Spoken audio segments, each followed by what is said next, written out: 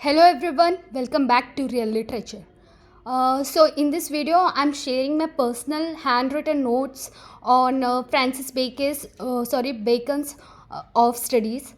So I'm sharing of studies notes here. Like here about Francis Bacon. Francis Bacon in full, Francis Bacon Viscount St. Alban, also called Sir Francis Bacon. He was born on January 22, 1561, York House, London, Yolan, and died in April 9, 1626, London. He was a lawyer, statesman, philosopher, and master of the English tongue. He's remembered in literary terms for the sharp worldly wisdom of a few dozen essays. His notable works.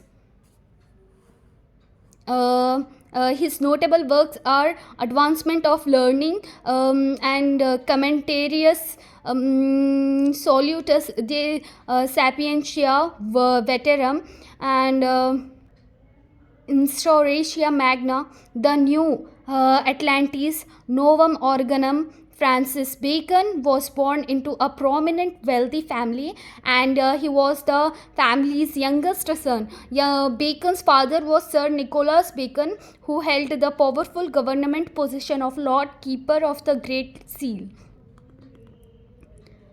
and his mother was Anne Cooks, a scholar, translator, and holder of strong Puritan beliefs. She tried hard to ensure her children were as well educated and puritanical as she was. Other notable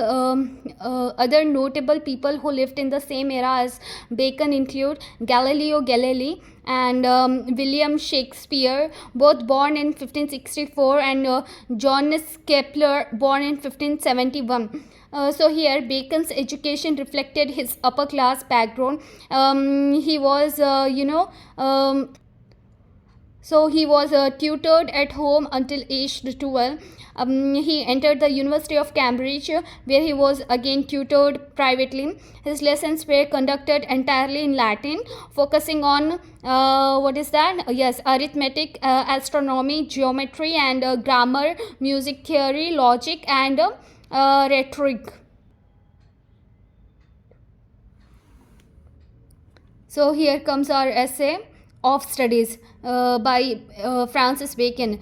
So what I written in introduction is the essay of studies by Sir Francis Bacon is first essay in the series of 10 essays published in 1597. This essay is regarded as Bacon's masterpiece, enriched with stylish Latin vocabulary, fresh and new ideas, logical and relevant themes, and wisdom of the world.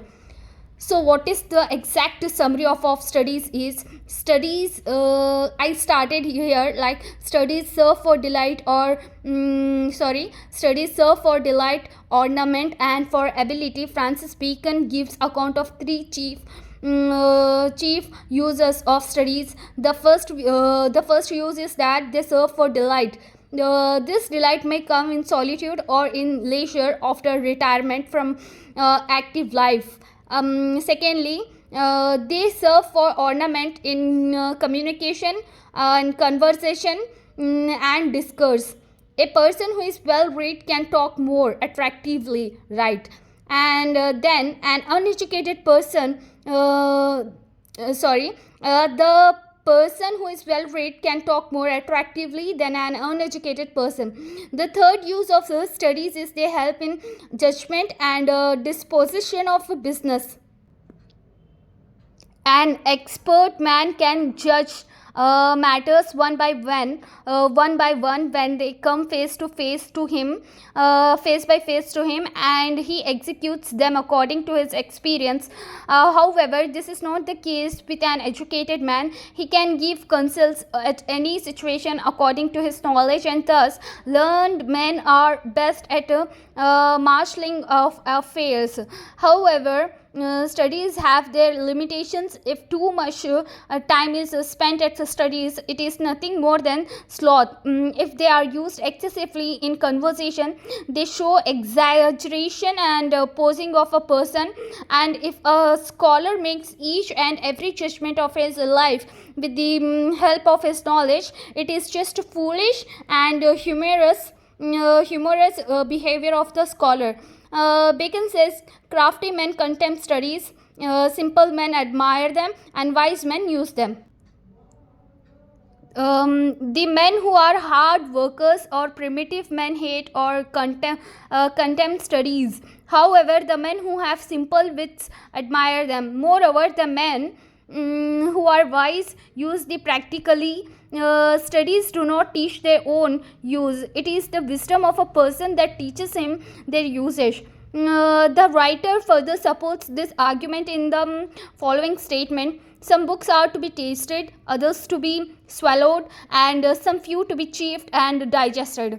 There are some books that are to be read only in part because they are useful for a person.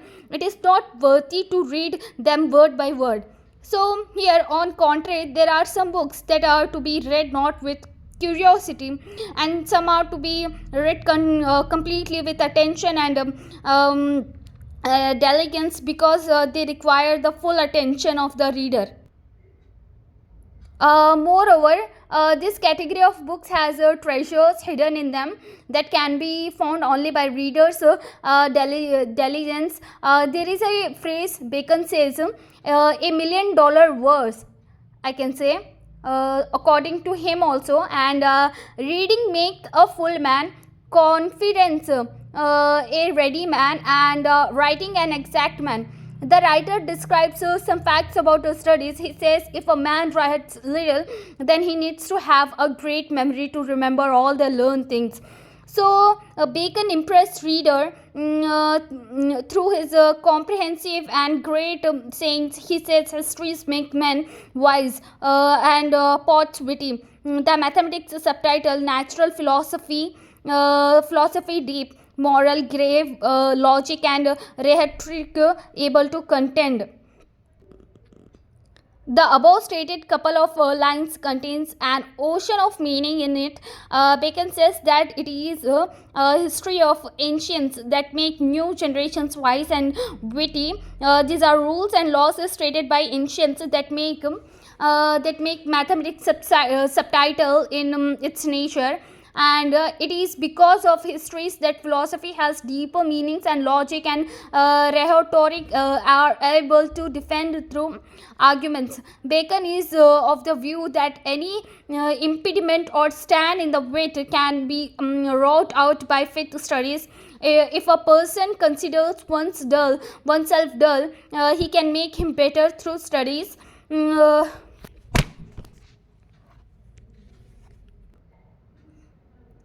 Similarly, studies also have a physical role in mortal's life.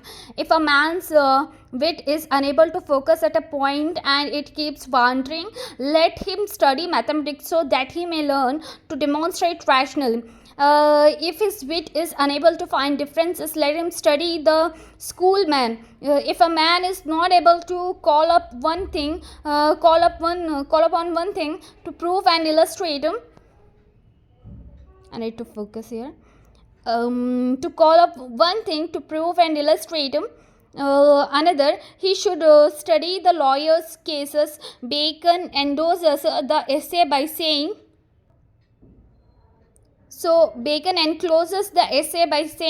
so every defect of the mind may have a special receipt. So here the notes of studies are end.